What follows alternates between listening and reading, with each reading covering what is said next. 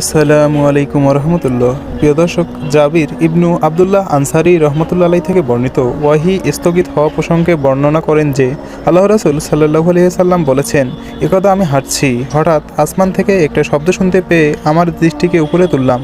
দেখলাম সেই ফেরেশতা যিনি হেরা গুহায় আমার নিকট এসেছিলেন আসমান ও জমিনের মধ্যে একটি আসনে উপবিষ্ট। এতে আমি শঙ্কিত হলাম। অবিলম্বে আমি ফিরে এসে বললাম, আমাকে চাদর দ্বারা আবৃত করো। আসসালামু আলাইকুম রহমতুল্লাহ। প্রিয় দর্শক, জাবির ইবনু আবদুল্লাহ আনসারী রহমতুল্লাহ আলাই থেকে বর্ণিত ওয়াহি স্থগিত হওয়া প্রসঙ্গে বর্ণনা করেন যে আল্লাহ রাসূল সাল্লাল্লাহু আলাইহি সাল্লাম বলেছেন, একদা আমি হাঁটছি, হঠাৎ আসমান থেকে একটা শব্দ শুনতে পেয়ে আমার দৃষ্টিকে উপরে তুললাম।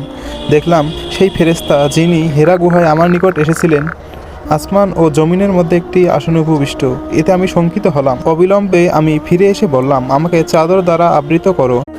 আসসালামু আলাইকুম রহমতুল্লাহ। প্রিয় দর্শক, জাবির ইবনু আবদুল্লাহ আনসারী রহমতুল্লাহ আলাই থেকে বর্ণিত ওয়াহি স্থগিত হওয়া প্রসঙ্গে বর্ণনা করেন যে আল্লাহ রাসূল সাল্লাল্লাহু আলাইহি সাল্লাম বলেছেন, একদা আমি হাঁটছি, হঠাৎ আসমান থেকে একটা শব্দ শুনতে পেয়ে আমার দৃষ্টিকে উপরে তুললাম।